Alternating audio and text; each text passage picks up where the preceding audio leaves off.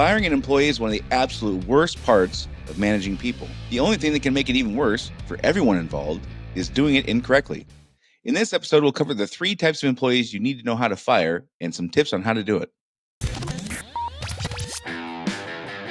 Running a service business can be hard. It is not unusual for business owners in industries like contracting, home repair, auto repair, business-to-business services like janitorial, IT and accounting, and many others to feel overwhelmed by all the priorities facing them at any given time. Between addressing the needs of the customers, managing the employees, figuring out the financials, and getting processes in place, feeling like you're making significant progress on your business journey can be difficult. Welcome to Service Industry Success, hosted by Brian Harding. Each week, Brian will look at real-world strategies for building the business you are dreaming of, while also sharing tactics to get through some of the most frustrating parts of business ownership with a lot more ease. Let's get started. I'll never forget the first time I had to fire someone. I think I was 24. It was late on a Friday night. I was a swing shift supervisor. You've heard me talk about before, if you've listened to previous episodes. I talk about what a horrible supervisor I was when I started. This was that job. I was a swing shift supervisor. And the guy I had to fire, I can't remember his name. He was a big dude. He had 4, 5, 6 inches on me. Big muscular guy. And he was into MMA. Like he was into mixed martial arts stuff. And I really thought he was just going to beat the crap out of me. I passively told my boss and some peers about being afraid of getting my ass kicked, and they responded by chuckling and laughing. And I remember, and so how it worked was they would leave at 5 p.m. and I was there till like midnight. I was swing shift supervisor, so the regular folks would go home and I would stay late. That's kind of how it worked. And I literally asked them at some point at like 4:30, how does this work? Like, what do I do? And they offered a couple of insignificant suggestions. I don't remember what they were, but they basically said, you'll figure it out. And then they promptly left at 5 o'clock. And so I had to think about this crappy thing I had to do for like the next 6 hours until it was time. Because the way they did it, which I don't recommend at all, was they waited until like an hour before the shift ended. And on a Friday, which again, that's possibly one of the worst things that you could do. Anyhow, firing people is one of those things that's never really talked about, except when people who've had to do it kind of share horror stories over lunch or drinks or whatever. There's not a lot of discussion about this. There's lots of legal concerns about giving advice on this topic. So I'm gonna talk about some things. I'm gonna be really vague about others. I'm also gonna drop a couple of legal disclaimers. But I don't want anybody to go through what I did. That first time, and actually the first several times I had to terminate somebody, were brutal, and until I learned what to do and what not to do through hearing other people share their stories of what worked and what didn't work, through some people who just mentored me and like coached me up on how to do it, trial and error myself, until I actually learned what to do and what not to do. It was horrendous. It was brutal, and it sucked for everyone, not least of all the person getting fired. When you're clumsy at this and clunky at it, it takes an already excruciating situation and makes it even worse for the person whose life is really changing. And that's something that I would like to be aware of is, it sucks for me, but it really sucks for them. And what can I do to make this as easy for everyone involved? That's just kind of my approach on this entire thing. So there's basically 3 kinds of employees that we're going to have to deal with most of the time in this situation. The first one is the newbie, the person who's been around for a few months or less. It's just not working out. Everyone knows it's not a good fit. They don't get it. They're not coachable. They got some behavioral issues. They got attendance issues, like whatever it is. It's a new guy that's not working out. So that's the first category. The second one is an employee who's been around for a while, and there's just a variety of issues. There's not one singular thing you can put your finger on and say, this is the thing. There's a bunch of this is the things. There's a variety of problems that are going on. And it's not one acute situation or one acute problem. It's just a bunch of stuff. So that's the second category, an employee who's been around for a while, who has this kind of a variety of problems. And the third one is the employee who's been around who commits a single egregious offense. So these are the 3 that, in my experience, are the most common that we have to deal with. I can't really think of any off top. I'm sure there are. I can't think of any off the top of my head that would not fit into one of these categories. I'm sure there are some. I'm not saying that these three will cover every possible scenario, but in my experience, it covers the vast majority of the situations I face. So here comes the disclaimer. I am not a lawyer. I don't know your situation. I don't know the laws where your business is located. I don't even know where your business is located. I don't know what industry you're in. This is not legal advice. One of the things you're going to hear me say today more often than you would probably care to hear is talk to your attorney and do what your attorney says. If your attorney says that I'm a dope and to do the exact opposite of what I say, listen to your attorney. He or she is the expert in your state and in your situation. I am not. So I'm not just saying this. This is not like just a legal disclaimer. Like, I really mean this. Part of what I'm going to talk about today is for these three kinds of situations, these three kinds of employees you need to fire. My first point is, like, for each one of these three types of employees, the newbie who's just not working out, the employee who's been around for a while has got a variety of issues, and the employee who's been around who has an acute, egregious offense they committed.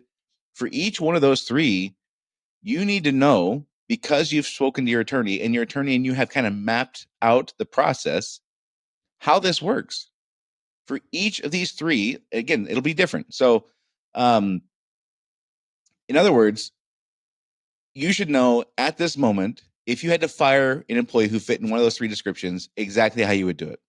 So how you would do it with a new person is different than how you do it with somebody who's been around for 7 years. It just is. There's less of a relationship. There's less risk. There's lots of things that are less. In those situations, it might be a casual conversation in the parking lot. Hey, it's just not working out. I need to grab your stuff. Sorry, we're paying you for the day. Have a good day. It could be that simple if they've been around for like 3 days. Somebody's been around for a week, or I'm sorry, for like 7 years. It's not going to be that casual. It's not going to be that transactional. It's going to be different. You need to know, though. We all need to know in each of these situations how it happens. So I'm not talking about how to decide to fire somebody. I'll be really clear here. I'm talking, although you need to know that too, by the way, but I'm talking about the actual act of doing it. So you've made the decision. This person can't work here anymore. How do we transmit that information and go through the process of doing this? That is what I'm talking about. I'm not talking about how to decide if you're going to fire somebody. I don't know if I can even do that on a podcast. There's so many different variables. There's so many different laws in different states and different jurisdictions, I don't know if I can even do that on a podcast. Maybe one day I will, but that's not what I'm talking about today. Today I'm talking about the act of doing it. So you've made the decision. Now we're going to do that. That is what I'm talking about today. So we need to know at any moment, including right now, like, if I face the situation, if I had to fire somebody who'd been on board for 43 days, how do I do that? And have a scripted, kind of orchestrated plan. So this is something we're going to do differently. At least I hope you will. When it's a new person who's only been on board for a few weeks and just not working out, then you would employ, again, like I said, who's been on board for 7 years. Those are different scenarios. We need to understand that there's differences. We need to have a plan for all of them. So again, we need a well-orchestrated plan. We want this to be a quick thing. This is not something that you're going to hear me talk about in a little bit. This is not something that is better to drag out. There's no benefit for that for anyone. I don't want this to look like I'm rushing them out the door, but I don't want to dawdle on anything here. Like, let's transmit the information that needs to be transmitted and move on. All right. So when I say have a plan, I mean, first thing is have everything I need to happen worked out in advance. If they need escorted out, if you're in a situation like that, or they need a ride home, the person doing those things needs to know that they're doing it before it has to happen and when. So if somebody needs a ride home, I will tell the person, I'm going to be letting so-and-so go here in a few minutes. They're going to need a ride home in like 10 minutes. I need you to be ready. Stop what you're doing. Literally just wait here. And when we come out, give them a ride home. Don't get distracted. Don't let somebody come up and say, hey, I need your help with something. Like, we need this stuff to happen quickly. All right. If you think the police might need to get involved, if God forbid you're in a situation like that, and it's listen, it happens sometimes. Unfortunately, I've been in a couple of these more often than I would like. If that has to happen, somebody has to know outside of the office where this conversation is happening. If you hear some things, just call the police. Don't rely on these things happening organically. Like, let's plan for these things to happen. Here's one of the biggest things that, again, you need to talk to your attorney about. You have to know what language to use and what language not to use. And I have very strong opinions on what to say and, more importantly, what not to say. But I'm not going to get into that here. I do cover this stuff with clients because I know where state they're in. I know the things that are the laws that are applicable. This is something, again, very strong disclaimer here. Please talk to your attorney. You have to know there's certain phrases that you must say, and there's certain phrases you cannot say, and you need to know those well in advance. And these are not easy to stick to sometimes. We'll get into why that is here in a minute. We need to know part of our plan, who's going to sit where. I'm bringing them in my office, for example. That's pretty easy. They're going to sit at the chair across from my desk or whatever. That's fine. If it's going to be somewhere besides there, like I need to plan who's sitting. Again, I want this to be orchestrated. I'm not controlling for the sake of control. I just want to know what's where. For example, if I'm going to give them a letter, I got to know where to put the letter so it's ready to give them. So I'm not fumbling around looking for a letter. There's if I have a checklist, which we're going to get into, I have to know where to put it. So I have to know where I'm going to sit. I have to know where they're going to sit. Like these things need to be scripted out. As far as who's going to sit where, like I do think that there's a number of people that is appropriate. 2 is best, especially if you're a man firing a woman. Please have 2 people in the room. It's just better for everyone involved. Have 2 people in the room. If the second person can be a woman, that's even better. Have a second person there. Now, that does not mean 3 or 4 people. That's way too many. And I've been in situations where there's been 4 people terminating one person, and they feel absolutely like a caged animal, and it does not go well. It just adds fuel to the fire, which is one of the things that I'm going to talk about. We do not want to do. I want to de-escalate things here, not ramp them up. So, in my opinion, 2 is best, especially if it's a man firing a woman. Have that second person be a woman, even if it's not a person who's in an authority role. Even if it's a person in a different department, just somebody to sit there quietly and watch and do nothing, not say a word, just sit there and observe. That's fine. If you're giving them a letter, have it ready. Don't have to look around or fumble around for it. Don't forget where you put it for credit. Like I would just slide it into my laptop and I would see it when it was time to hand them a letter. I would pull it out and I'd hand it to them. On a letter, if you're going to give it to them, this is not necessarily something that, again, talk to your attorney. You may or may not need them to sign it. It's a letter from me to them. I don't, in my situations, I haven't had a burning desire for them to sign it. I signed it because it was a letter from me to them.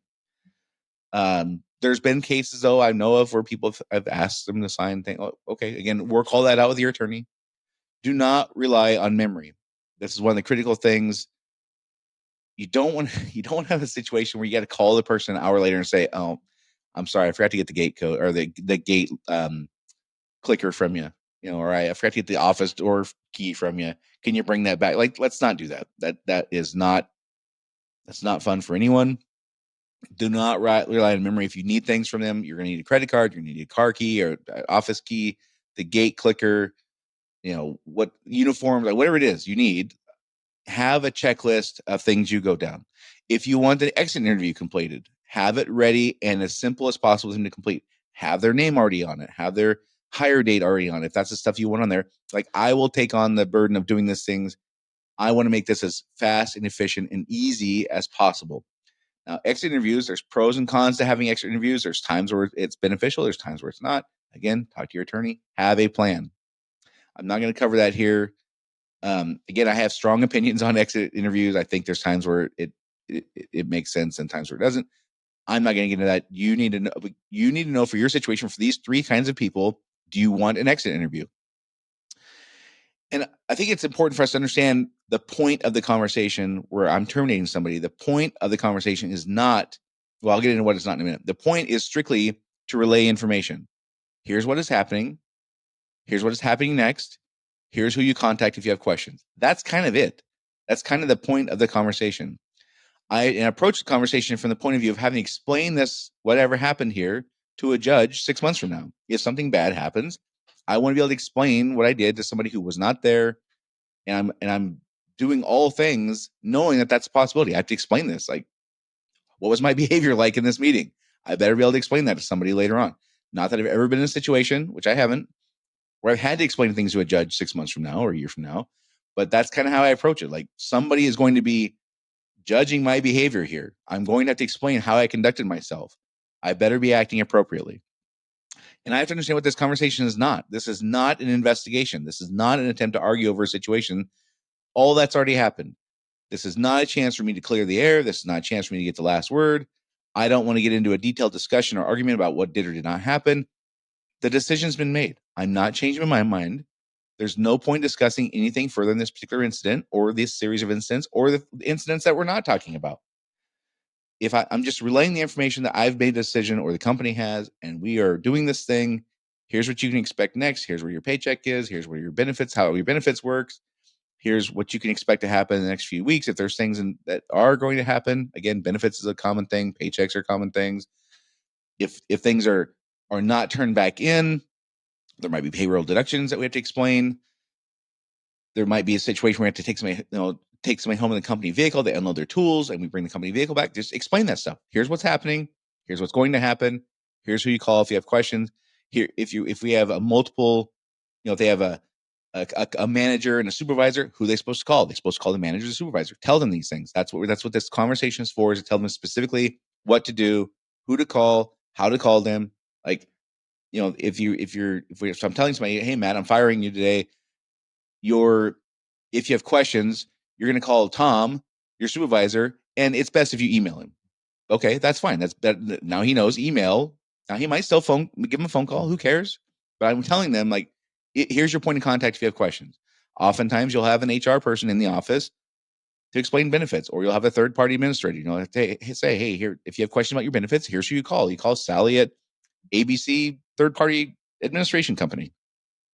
I'm just telling them what's going on and telling them who to call if they have questions. I'm not looking for a reason to have this situation become explosive. I've actually never said the words, you're fired to somebody. I've never said that. I've always just said, we're letting you go today. I'm looking to de-escalate things. I'm not looking to ramp things up. I do not argue.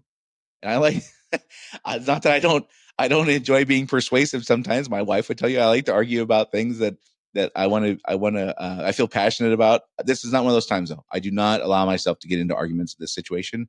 I'm simply transmitting information, and that's my posture. Again, I want to do this as quickly as possible. For the employee who's been around for a few weeks or a couple months, this is a 3-minute conversation, maybe less, maybe a 1-minute conversation. Here's what's happening. Here's what happens next. Here's where you call the questions. If they don't have benefits, there's nobody to call. Do you want your check mailed, or you want to come pick it up? I need your keys. There's no reason to drag this out. For longer term employees, maybe it's 5 minutes. Maybe I can't think of a situation ever where it's been more than a 5, maybe 7-minute conversation. I can't imagine where it's ever taken that long. There's no benefit in dragging out this excruciating experience. There's just none. If they have to collect their belongings, I would want to time it so there's not much of an audience. I don't want them to have to. I wouldn't pick the busiest time of day for them to have to go in and like box up their kids' pictures and stuff like that. That's awkward. It's brutal. If it's a person who's been around, and they're like in a leadership role, maybe even I'll say, hey, I'll stick around after 5. If you want to just leave now and come back and get your stuff after hours, I'll stick around. I've done that. Again, I'm looking for ways to de-escalate this and not have drama and not have chaos. I would rather do it on a Monday than a Friday all day long. I don't want them to have 2 days to just like go home and stew and like drink or whatever. And I do it first thing in the morning. I don't do it at the end of the day. So if I could do it, Monday at 9 or Tuesday at 9, that's perfect. Or 7, whatever. First thing in the morning. Hey, we're letting you go today. Don't worry, we're paying you for the day. Here's what's happening. And when they ask why, again, they're going to ask why. They're going to ask a bunch of questions. Those are the things you need to have responses from your attorney scripted out for. Like, how are you going to respond to these things? And your attorney has to tell you, because your attorney has to be able to tell you what pitfalls to avoid, and they have to be able to defend it if you do something wrong, right? So more on that in a minute. First, did you know that every one of these podcasts plus other bonus videos are on my Rumble channel? If you prefer video to audio only, that's a great place for you to check out all these videos. It's easy to find. Just go to rumble.com and type in Service Industry Success in the search bar. I don't have a channel that's named yet. I'm working on it, but I don't have it yet. You can find all these videos on YouTube also, but Rumble is where I post the bonus content. So these podcasts you're listening to are also on YouTube, but the bonus content I post is on Rumble. Again, rumble.com, search for Service Industry Success. Of course, once you get there, don't forget to subscribe so you get notified anytime I add more of those educational videos. Again, rumble.com, type in Service Industry Success in the search bar. All right. So first thing is, before you need to do this, if you have a conversation with your attorney once a year, this is something like it's a 10-minute conversation. This is not something I would necessarily call and say, hey, we need to have a formal sit down 1 hour conversation and I'm going to spend $500 to learn. This isn't that. But next time you're on the phone with them, extend the conversation 10 minutes and say, how do I do it when I'm dealing with this employee? This person's been around not very long. Is there anything we need to worry about? How do I do it? They'll tell you. How do I deal with an employee who's been around for a while that has a variety of issues? How do I deal with an employee who's been around for a while and they did one big thing? They did side work. They stole something, whatever it is, right? And again, I would not be looking for the details of the situation. I'm talking about the mechanics of how to actually terminate the person, not the details on how you decide if you're going to terminate somebody. That's what I'm talking about here today. So literally, I'm saying have a conversation where they tell you how to do the parts they care about, especially the part about what to say and what not to say. That is, in my opinion, the most critical thing. Is you have to have direction from them and you have to have these phrases memorized that you need to say and the phrases memorized that you need not to say. Because there are very specific things that will get you in a lot of trouble if you say the wrong thing. Many of the things I've covered here are more about making this less painful, which is important. But obviously, I'm not covering all the legal stuff. Again, this needs to be a well-orchestrated, well-choreographed, quick event. Have everything you need ready to happen, worked on in advance. Even if it's a new guy and you're going to tell him in the parking lot, have a plan, have your checklist, have everything you need with you. Walk up, have a conversation, and be done. All right. Don't forget to go to rumble.com and check out my Service Industry Success channel today. Don't forget to subscribe. If you haven't had a chance to subscribe yet, please do. That's how we grow this podcast. Give us a rating and review. Share with a friend who's a business owner in the service industry. You never know who needs help learning how to do something like this topic today that nobody ever talks about.